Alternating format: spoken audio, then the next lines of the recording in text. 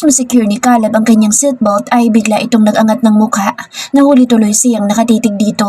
Tumaas ang isang kilay ng binata ngunit agad ding umiti pagkatapos ay mabilis na hinawakan ng kanyang mukha. Bigla kasi siyang nahiya kaya pasimple niyang inalis ang paningin dito at kunwari ay ifinokus sa kabilang direksyon. I saw that. May pambubos kang tura nito kung kaya't natawa na lang din siya nang ibalik niyang paningin dito. Caleb gently cupped her face in his hands and kissed her forehead. Naipikit pa niya ang kanyang mga mata nang maramdaman ng pagdantay ng mga labi nito sa kanyang noo. When she opened her eyes and lifted her face to see his, she met his warm eyes filled with love and admiration. She sweetly smiled at him, but Caleb's intense gaze made her feel like she was the main course of his favorite meal. In a split second, his lips crushed to hers and gently devoured her sweet lips. Caleb kissed her to the core and she accepted it wholeheartedly. I love you. Wika ng binata pagkatapos pakawalan nito ang kanyang mga labi at pagtagpuin ang kanilang mga mata. Habol man ang paghinga mula sa pakikipaghalikan dito ay parang bigla siyang nagising at halos nanlalaki ang mga matang tumingin sa mga mata nito. Sigurado naman siyang gusto nila ang isa't isa pero maging vocal pagdating sa mga nararamdaman nila ay parang wala pa sila sa level na ganoon. Are you serious? Sa halip ay hindi niya napigilang bulalas dito. Naalarma na lamang siya nang unti-unting kumunot ang noo ng binata. Of course. How about you? Aren't you serious? Nakakunot ang noong tura ng binata, tanda na matinding pagkadismaya sa kanyang nasabi. I do. Mabilis niyang pahayag to ease his disappointment. At siya din namang tunay niyang nararamdaman para dito. Ano pa't pumayag siyang makipagkaunawaan kung hindi rin iyon ang munting hiling ng kanyang puso. Tumitig sa kanya binata ng ilang segundo at parabang tinatansya kung nagsasabi siya ng totoo. She stared back steady and unflinching. Pagkaraan ay ilang sandali ay bigla itong kumumpas at ngumiti. Ikinawit ang kanang kamay sa kanyang batok pagkatapos ay hinalikan siya sa ulo. I'm glad you're serious. Next time, I won't accept your I do to my I love yous. Nakangiting turan binata bago siya binitawan at hinarap ang manibela. Hindi naman agad rumihistro sa kanyang utak ang tinura ni Caleb. Ngunit nang mag-sink in sa kanyang isip ay bigla siyang napangiti sa kilig. Tinignan niya binata ngunit busy na ito sa pagdadrive. At dahil hindi niya maitago ang labis na kasiyahan ay dahan-dahan niyang pinaikot ang kamay sa bisig ng binata at humilig sa balikat nito. Halata namang natuwa ang binata sa kanyang ginawa sapagkat idinikit nito ang ulo pagkatapos ay hinalikan ng kanyang tuktok. Pagdating nila sa bahay ng binata, ay natuwa siya dahil may nadatnan silang hindi hihigit na 6 na katao. Yung isa ay nagtatrim ng halaman sa may garden, ngunit nang makita silang bumaba sa may sasakyan, ay saglit na itinigil ang ginagawa at bumati sa binata. Tumango lamang si Caleb dito pagkatapos ay hinawakan ang kanyang kamay upang alalayan siyang pumasok sa kabahayan. Sa loob ay kanya-kanya namang bati sa kanilang ibang kawaksi na iba-ibang ginagawa sa malawak na living room. Caleb, mabuti naman nandito na kayo. Tama-tama, nakahanda na ang komedor para sa inyong tanghalian. Isang babae may katandaan ang biglang lumabas mula sa ali ng komedor. Naka-hairnet ang puting buhok nito at nakasuot pa ng magandang apron. Sa tono ng pananalita nito, hindi lamang ito simpleng kasambahay sa tahanan ng mga Del Mundo. Nay, salamat po kung ganoon. Siya nga pala, si Kaylin po pala, my girlfriend. Sweetheart, si Nanay Belen. My nanny since I was a child. Mabilis na pagpapakilala ni Caleb sa kanilang dalawa. Kahit medyo nawindang siya sa pa-sweetheart dito ay agad naman siyang umiti at magalang na bumati sa matanda. Magandang araw po sa inyo. Kumusta po kayo? Nakangiting bati niya. Magandang araw din, Ining. Salamat naman nakita din kita. Masayang wika ni Nanay Belen at mas lalo siyang umiti dito. Abay, kaya gandang dalaga naman pala itong girlfriend mo, anak. May inangtura nito kay Caleb ngunit nakarating pa rin sa kanyang pandinig. Sa tinuran ni Nanay Belen ay natuwa ang binata at napahalakhak. Siyempre naman, Nay. Dapat katulad din ninyong maganda at walang kasimbait. Pahayag na binata at abot hanggang tenga ang pagkakangiti na matanda habang tumango-tango. Sa nakikita niyang closeness ng dalaway nangingiti na lang din ang dalaga habang patay mali siyang nakikinig sa tsismisan ng magyaya. O siya sige, tumuloy na kayo sa komedor habang mainit pang pagkain. Turan ni Nanay Belen pagkatapos. Okay. Tawagan niyo na rin sila at sabay-sabay na tayong lahat. Suwestyo ni Caleb ngunit umiling ang matanda. Mauna na kayo. Kami merienda lamang namin kanina. Sunod na lamang kami mamaya. Tigas na pagtanggi ni Nanay Belen kung kaya't wala ding nagawa ang binata. Kapag ano ang tono ng kanyang yaya ay wala nang makababali pa, lalo na kung privacy niya ang kasangkot. Sinamahan sila ni Nanay Belen hanggang sa komedor, ngunit umalis din pagkatapos nitong kumpletuhin ang mga kailangan nila sa pagkain. Ang dami naman pagkain. Anong okasyon? Hindi niya napigilan tanong sa binata sapagkat punong-puno ng iba't ibang klaseng pagkain ang mesa at mukhang masasarap pa. Sa atin, you like it? Nakangiting saad ng binata at pakunot ang noon tumingin siya sa mukha nito. Sa atin talaga? Hindi makapaniwalang turan niya dito. Ni wala pang 1 linggo ang pagkakaunawaan nila para tawagin sana nilang Wixery. Why are you so hesitant to believe me? May pagtatampong turan ng binata. No, hindi naman sa ganoon. Hindi lang ako makapaniwala na nagpahanda ka pa ng ganito karami. Mabilis niyang paliwanag dito. Gusto ko nga lahat ng klaseng pagkain ay nandito. It's because what we have is special and something worthy for celebration. Ani ng binata at hindi niya alam kung ano magiging reaksyon dito. Sa huli na pailing na lamang siya habang unti-unting napapangiti. I like it. Thank you. With a happy heart ay turan niya dito. Gusto din niyang yakapin ng binata ngunit bigla siyang nahiya sa isiping may mga kasama silang ibang tao sa bahay. Anything for us. Let's eat. Pahayag ng binata at hindi naman maikakaila ang sayang rumihistro sa kanyang mukha na sumang-ayon dito. Kahit may espesyal na namamagitan sa kanilang dalawa ni Caleb ay sinisiguro naman niyang mapapanatili ang professionalism sa pagitan nila pagdating sa trabaho. She carefully maintained a physical distance, hoping to prevent any unintended intimacy. But Caleb was too flirty and playful, and she inevitably fell to his charm. This might be the consequence. No matter how you set boundaries, they won't persist if you're romantically involved with your boss. Excuse me, sir. Ito na yung hinihintay ninyong contract from Mr. Park. Mukaw niya sa binatang nakafocus sa atensyon sa dokumentong binabasa habang nasa sentido nito ang kaliwang kamay. Mukhang sumasakit ang ulo nito sa pag-iintindi sa dokumento. Pagkarinig sa kanyang boses ay tila may remote control na nagpaangat sa mukha ng binata at mula sa hindi maipaliwanag na tabas na mukha kanina ay biglang nag-light up ang mga mata nito habang nakangiting nakatingin sa kanya. Why are you so serious? Nakatawa pang saad dito habang nakasunod ang mga mata sa kanyang paglapit. Ngumiti lamang siya dito pagkatapos ay maingat na inilapag sa harap nito ang daladalang kontrata. Here, 8 pages po lahat iyan. Turan niya kasabay ng pagtapik sa inilapag na folder. Sunulyapan lang ng binatang folder pagkatapos ay ibinalik ang paningin sa kanyang mukha habang nakangiting itinaas ang 2 kilay sa kanya. Kung wala kay pag-uutos, sa labas na ako. Salip ay wika niya sa pagpapakyut ng binata. Not so fast. Come here. Mabilis na turan ng binata sa balak niyang pag-eskapo. Napatayo pa ito mula sa pranteng pagkakaupo sa swivel chair at agad na hinuli ang isa niyang kamay. Naiiling na lamang siya nang maingat siyang hinilang paikot sa kabilang side ng table upang tuluyan siyang makalapit dito. Paglapit niya bumalik sa pagkakaupo ang binata pagkatapos ay parang batang yumapo sa kanyang bawang habang nakangiting inihilig ang ulo sa kanyang tiyan. I'm so tired, sweetie. I need an energy booster. Pahayag nito at hindi niya napigilang mapangiti. Parang kinilig siya sa isiping siya ang nagiging energy booster ng binata. Sa dami ng binabasa nitong iba't ibang klaseng report, he must be drained. Hinaplos niya na ilang beses ang buhok ng binata pagkatapos ay minasahe ang pagitan ng mga mata nito nang mag-angat ito ng mukha. Tila nagustuhan nito ang kanyang ginawa dahil pumikit ito habang direktang nakaangat ang gwapong mukha nito sa kanya. Habang minamasahin niya ang pagitan ng mga mata nito at noo ay hindi niya mapigilang paglakbayin ang paningin sa mukha nito. He has striking features and there's no doubt Caleb is exceptionally handsome. Despite his mysterious aura, his elegant intelligence perfectly embodies the girls. Man of my dreams.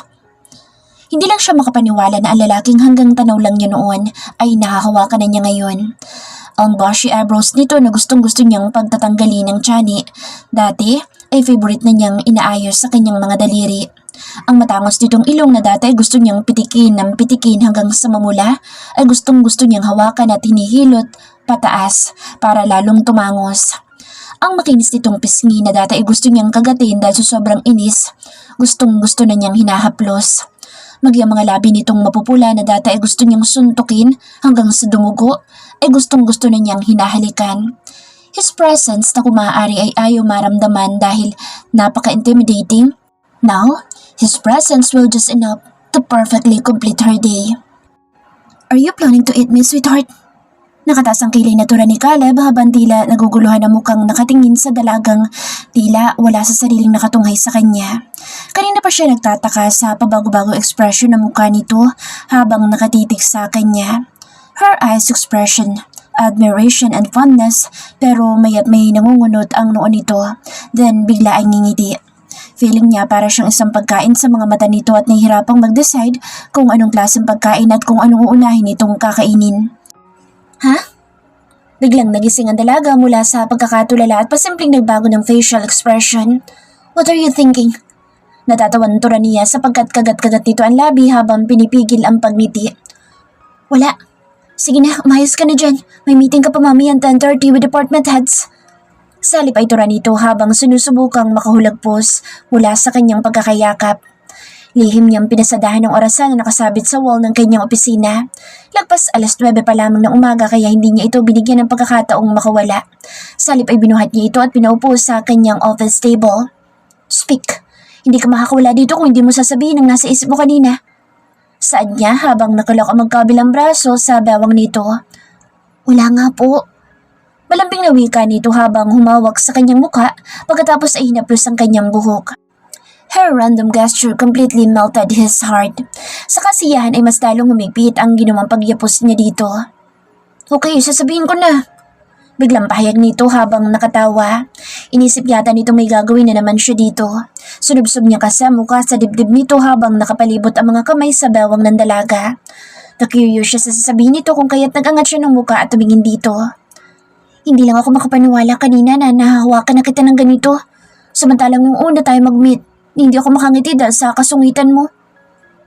Nakangitim pagbabalik tanaw nito at hindi nga rin niya mapigilan ang tumawa. Paanong hindi? Ang first meeting niya kaya sa dalaga ang pinakanakakainis na araw sa buong buhay niya. Parang hindi ito tinalaban sa kanyang charm kaya feeling niya ay napaka-unattractive niya. Seriously? Paano kung di magsusungit parang baliwalang charm ko sa'yo? Nakatawa ang pag-amin niya dito. Ganun? Grabe ka, napapapansin ka lang pala, pinahirapan mo pa ako sa kakusungit mo.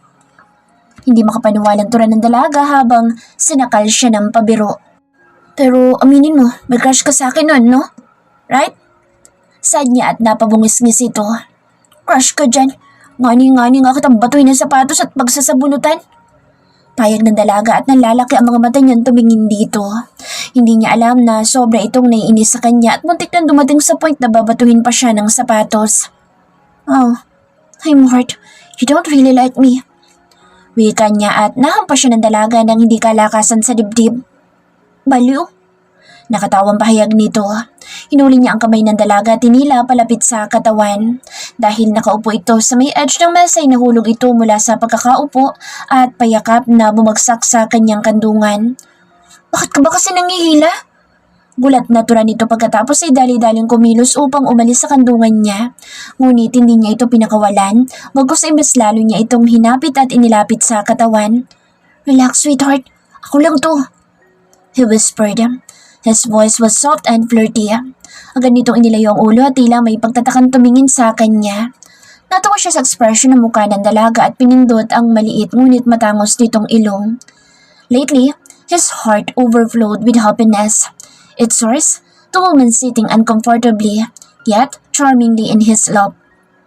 Parang hindi buo ang kanyang araw kapag hindi niya naaamoy at nayayakap ng ganito ang dalaga.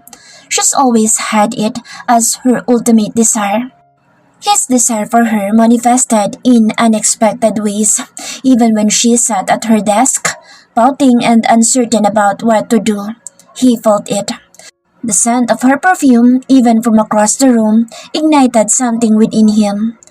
The slightest, unintentional brush of her hand against his sent a jolt through him, and when their skin accidentally touched, the effect was electric. But the intensity of his desire truly exploded when she was in his lap, and their bodies pressed close together. A familiar tension throbbed low in his body. He tried to ignore it but the sensation only intensified, becoming almost unbearable. He wanted her desperately and nothing else mattered. Hello ma'am, good morning. Mabilis ang ginawang pagtayo ni Kailin at nagbow na biglang pumasok sa pinto ng CEO office ang napakagandang si Kylie.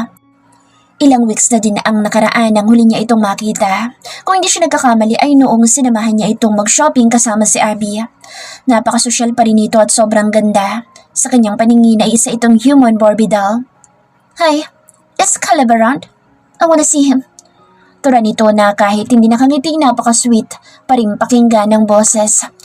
Sorry ma'am, nasa conference po ngayon sa sir. May meeting po siya with the heads. Magalang niyang wika dito. Really? May pagkadismayan tura nito. Napasimangot man si Kylie ay naaliw pa rin siya sa ganda na mukha nito. Kung gusto niyo pong hintayin si sir ma'am, maupo muna kayo sa visitors area. Malapit na po siguro matapos ang meeting nila. Suwestyon niya sa nakalip out na bisita. Can I just go to his office instead? Sad nito at napaisip siya. Sumulat sa pula hindi siya nagpapapasok ng bisita sa opisina ng kanyang boss, lalo na kung wala ito. Marami pa namang mga confidential na dokumento ang nakapatong sa table nito. Sorry ma'am, sa visitors area na lamang muna po kayo. Yun po kasang SOP kapag wala ang boss sa office niya. Magalang na paliwanag niya dito. Don't you know who I am? Caleb and I know each other very well. I'm sure he'll get offended if you won't let me wait for him in his office. Simpleng pagbabanta ni Kylie at lihim na tumaas ang kanyang noo. Sa ganda ng babaeng ito'y parang hindi makaintindi ng salitang SOP. Pasensya na ma'am, yun po kasi ang protocol. Magalang pa ring giit niya dito. Kung wala ang boss, siya ang caretaker sa opisinang ito. Kaya siya ang dapat na masunod. Dahil kung may mawala o anumang mangyari sa mga documents na nasa loob, ay siya ang malalagot. Ano ba naman na maghintay sa visitors area, sobrang comfy naman ang couch. Marami ding babasahin at malaki pang smart TV kung gusto nitong manood. Kung temperature naman ang reklamo nito, abay pare-parehas ang lamig sa buong opisina ng CEO. You'll regret this. Direktang pagbabanta ni Kylie dahil sa sobrang inis. Nalukot ang magandang mukha nito pagkatapos ay padabog na lumayo sa kanya papunta sa visitors area. Sa halip na kabahan siya sa pagbabanta nito'y ikinibit na lamang niya ang balikat pagkatapos ay napapailing na bumalik sa kanyang desk. Pagkatapos ng 10 minuto ay bumalik na ang binata mula sa conference room. Maliwala sa mukha nitong bumungad sa may pinto at mas lalo nagliwanag nang mapatingin sa kinaupaan niya. Alam niyang lalapitan siya nito at yayakapin sa likod kung kaya't agad siyang napatayo. Caleb, thank God, you're here now. I've been waiting here for you for ages. Hindi niya alam kung paanong nakalapit agad si Kylie at sa ngayon ay nakakapit na sa braso ng binata. Kai, nandito ka pala. You did not inform me. How are you? Tila na surpresa si Caleb sa biglaan nitong paglitaw. Hindi talaga, because I want to surprise you. Malambing na pahayag ni Kylie at nagpakawala ng mahinang pagtawa. Indeed, you surprised me. Nakatawang pahayag ni Caleb ngunit biglang nawala excitement dito nang mapagawi ang paningin nito sa kanya. Hindi naman sa naiinggit siya o nagsaselos pero tumaas ang kilay niya nang magtagpo ang kanilang mga mata.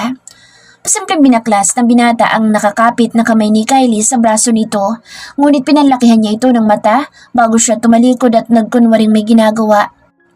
Don't you want to invite me inside your office? Wash, naluloko ko sa visitors area. Ayaw ba naman ako papasukin ng secretary mo sa iyong opisina? Narinig niyang reklamo ni Kylie at umiikot lang ang kanyang mata sa kaartehan nito. Parang bigla siyang nainis kay Kylie at nawala ang amor niya sa kagandahan nito. Of course, mauna ka na lang sa loob. Bisa sabihin lang ako importante sa secretary ko. Baka makalimutan ko. Sagot nito pagkatapos ay patapik na itinuro ang pinto ng private office nito kay Kylie. Sundan pa nito ng tingin hanggang sa tuluyang makapasok na ito sa opisina nito. Pagkatapos ng ilang sandali ay lumapit ito sa desk niya. Hindi niya maintindihan na sarili kung galit siya, naiinis o ano. Basta nagkunwari siyang super busy sa ginagawa at hindi pinansin ng binata. Kung hindi pa nito kinatok ng ilang beses ang mesa niya ay hindi talaga siya mag-aangat ng mukha. Yes sir. Formal na turan niya dito. Sa sobrang niyang kaseryosohan ay ngumiti ito at umiling. Are you serious? Hindi makapaniwalang wika nito at hindi niya naiwasang pag-ikutan ng mata ito. Tuloy mas lalo itong natawa. Ano nga yun? Sa halip ay masungit niyang turan dito. Parang bigla siyang sinapian ng masamang spirito at ngayon lamang niya napagsungitan ang binata. Tumaas ang kilay ni Caleb ngunit sumimangot lamang siya. I can't believe this. Naiiling na wika nito. Ano nga yung sasabihin mo? Dali na, baka mainip ang bisita mo sa loob. Turan niya dito. Smoke ka muna. Saad nito at nakakunot ang noong napatingin siya dito. Wala siya sa mood kaya hindi siya makakangiti sa pagpapakyut nito. I love you. Biglang pahayag nito nang magkatagpo ang kanilang mga mata. Tumaas ang kanyang noong ngunit unti-unting nawala ang pagkakalukot ng kanyang muka nang ma-realize ang sinabi nito. Pasimple siyang napahawak sa kanyang sentido upang itago ang namumutawing ngiti sa kanyang labi. Sige na, ano nga yung kailangan mo? Malumanay niyang pahayag na parang bulang nawala ang pagsusungit niya dito. Caleb smiles even more. Sa pagkakangiti nito hindi makapaniwala sa biglang pagbabago ng kanyang mood. Can you please make some coffee for me? And follow me inside the office. Maya-maya ituran nito habang nakangiting ipinatong sa mesa ang dalawang kamay at yumukod upang magpantay ang kanilang mukha. Okay po. Tugon niya habang abot hanggang mata ang pagkakangiti. Thank you, sweetie. Malambing na wika ng binata at tumungo siya dito. He is too sweet. Baka hindi niya makontrol ang kanyang kilig at mahalikan niya ito nang wala sa oras. Sige na, pumasok ka na sa office mo. Baka mainip ang Barbie mo. Sa halip ay birunturan niya dito. Sa sobrang cute nito baka nga mayakap niya ang binata nang hindi niya namamalayan. Dinig sa buong opisina ang malakas na paghalakhak nito. Mabuti na lamang at nakapinid ang pinto sa private office nito. Ngunit bago ito pumasok sa opisina nito ay pinagigilan nitong pinindot ang kanyang ilong at hinawakan ng baba. Kaya nakangiti na lamang niya itong sinundan ng tingin hanggang sa makapasok sa opisina nito. Pagkatapos magtimpla ng kape ay sumunod na si Kaylin sa pribadong opisina ng binata. Kumatok siya ng 3 beses bago pinihit ang doorknob ng pintuan. Tila natigil sa masayang pag-uusap ni Caleb at Kylie at parehong nakatingin sa direksyon ng pintuang pagpasok niya. Excuse me, sir. Ma'am, nandito na po ang pinakuha niyong kape. Magalang niyang turan kasabay ng bahagyang pagyukod ng ulo. Pagkakita sa kanya ay kapansin-pansin ang kakaibang pagliwanag na mukha ni Caleb. A sweet smile bloomed on his face as his eyes were glued to her. Did you order coffee at this hour? Pukaw ni Kylie sa binata. Nang mapansing hindi nito may alis ang paningin sa dalagang may daladalang tray na may umuusok na tasa. Yeah. I feel burnt during my meeting, so I ordered coffee to keep me alive. Wika ng binata habang ang mga matay nakatuon pa rin sa dalaga. Please, place it here. Saad dito nang makalapit ang dalaga. Tinanggal pa ni Caleb ang isang bunto ng folder sa right side upang bigyan ng space ang paglalapagan nito ng kape. Thank you. Turan nito habang kakaiba mga ngiti nitong tumingala sa kanya. Pasimple niya itong tinasan ng noo pagkatapos ay bahagyang ngumiti. Wala pong anuman, sir. May ipapagawa pa po ba kayo sa akin? Wika niya dito. Yeah. Pakitupin na lang lahat ng mga papermahan ko sa mga folders na iyan para mas madali. Saad nito at may pagtatakang tumingin siya sa mukha nito.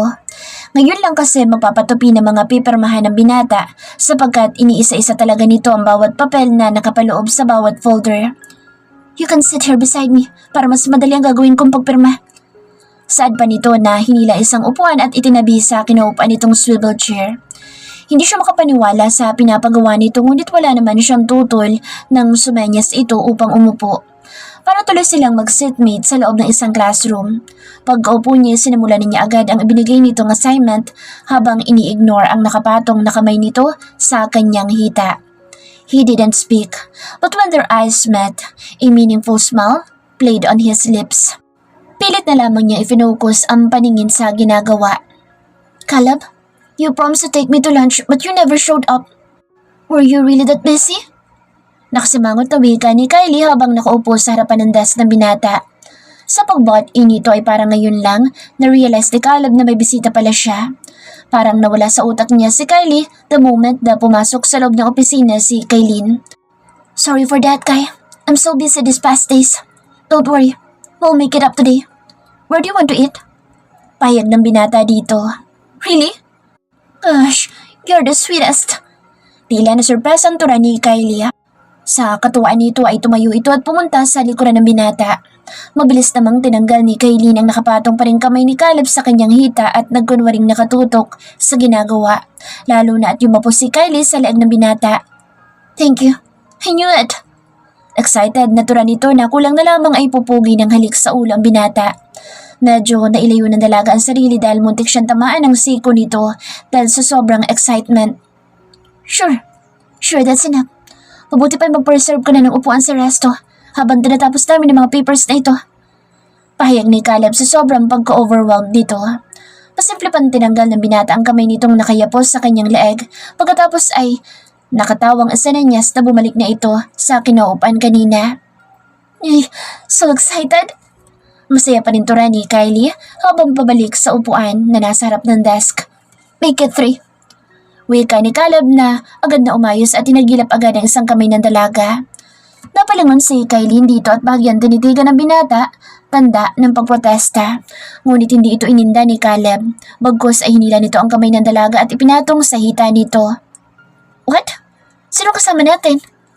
Agad nawala excitement sa mukha ni Kylie at napalitan ng disappointment pagkarinig sa tinura ng binata. Kaylin will join us. May meeting kami sa labas after lunch. So, sasama na siya para hindi na ako babalik sa office pagkatapos. Simpleng paliwanag ng binata at wala na din itong nagawa kundi ang tumango habang nakasimangot. Tinapunan niya ng masamang tingin ng dalaga bago naupo ngunit pakibit lang na ipinagpatuloy ni Kylie ang ginagawa. Paglawan niya sa binata ay muntik siyang mapabungis-ngis ng tawa sapagkat kumindat ito nang magtagpo ang kanilang mga mata. Pagpatak ng 12:00 ay nagyaya na ang binata upang mag-lunch sa labas. Agad na umangklas si Kylie sa bisig ni Caleb at nailing na lamang ang dalagang tumungo sa kanyang desk at kinuha ang gamit. Binuhat lang niya ang bag at mini laptop na daladala niya kapag may meeting sila ng binata sa labas. Pagkatapos ay sumunod na rin siya sa mga ito. Nagulat siya sapagkat nakahinto ang dalawa sa may pinto at tila hinihintay siya. Let's go? Pagsusyur pa ni Caleb sa kanya at bahagya siyang yumuko at ngumiti. Nakita niyang umikot ang mata ni Kylie subalit pinagkibitan na lamang niya ito ng balikat. Give me the laptop. Wika ng binata nang makalapit siya sa mga ito. Huwag na sir, ako na. Salamat. Saan niya ngunit wala din siyang nagawa sapagkat pilit nitong kinuha ang hawak na gadget. Sa paglakad nila sa pasilyo ay hindi hinayaan ni Caleb na nahuhuli siya. Bagkus ay binabagalan nito ang paghakbang kapag hindi siya nakakasabay. Kahit nakaangklas si Kylie sa bisig nito ay madalas nasa kanyang atensyon ng binata. Pagdating sa elevator ay hindi inaalis ni Caleb ang kamay sa may pinto hanggang sa hindi pa siya nakakapasok. Maging sa paglulan ng sasakyan ay hindi rin ito sumasakay hanggat hindi siya nakakalulan sa tabi ng driver. Kahit naon nang nakalulan si Kylie. Wala naman siyang naramdamang pagka-insecure sa kasama ng binatang nakaupo sa likod sapagkat nanatili namang nakabukas ang parang telon na ibinababa nito upang magkaroon sila ng privacy. Sa isang sikat at mamahaling restaurant, ang reservation ni Kylie. Lalo siyang umanga dito dahil hindi lang ito maganda. Hindi lang magandang manamit, kundi napakagaling din itong pumili ng resto. Napaka-class ng napili nito at puro mayayaman lang yata ang nagagawi sa lugar na ito. Sobrang nakakamangha ng service. Royal treatment ang ibinibigay sa mga customer. Hindi siya sanay sa ganitong klase ng kainan kaya kontrolado lamang ang kanyang mga kilos habang nagmamasid. Ngunit ang pinagpapasalamat niya ay nakaalalay sa kanya ang binata mula sa pagpasok, pag-upo hanggang sa pagkain. Parang wala itong pakialam kahit ang crush pa nito'y ang kaharap. Girlfriend ba ni Caleb ang kanyang secretary? Hindi nawasang tanong ni Kylie kay Abby nang makita sila o magkita sila sa isang luxury store. Hindi matanggal-tanggal sa isip nito ang natunghayang special treatment na binibigay ni Caleb kay Kaylin kanina nung pumunta siya sa office nito at sa kanilang tanghalian. No way! What makes you think that? Agad na protesta ni Abby pagkarinig sa sinabi ng kaibigan. I noticed earlier that Caleb was a little too attentive and caring towards her. Napapaisip pa rin saad ni Kylie at napapalatak ng tawa si Abby dahil hindi siya maniniwalang magugustuhan ng kanyang pinsan ang secretary nito. Dahil simulat sa poll ay ang kaibigan niyang ito ang dream girl ng kanyang Kuya Caleb. Nag-overthink ka lang. Tsaka, ew, hindi ganun ang babaeng tipo ng pinsan ko, no? You're the living proof. You know that. Pag-aalo ni Abby dito. Malay mo, nagbago na ang taste ng Kuya Caleb mo. Wika pa rin ni Kylie at sarkastiko itong ngumiti. Try to think of it. Kung nagbago siya ng taste, bakit hanggang ngayon wala pa siyang pinapakilalang girlfriend? Kaya naniniwala akong kayo ang para sa isa't isa. At higit sa lahat, bagay na bagay kayong dalawa, no? Giit nito sa kaibigan kung kaya't hindi rin napigilan ni Kylie ang ngumiti. Cheer up. Walang-wala sa kalingkingan mong babaeng iyon. Kung ano man ang na-observe mo, siguro'y overwhelmed lang si Kuya Caleb dahil ngayon lamang may nakatagal sa kanyang secretary. At kahit paano'y mabait at very efficient naman daw ito sa trabaho. Dagdag pa ni Abby kung kaya't napatango na lang din si Kylie.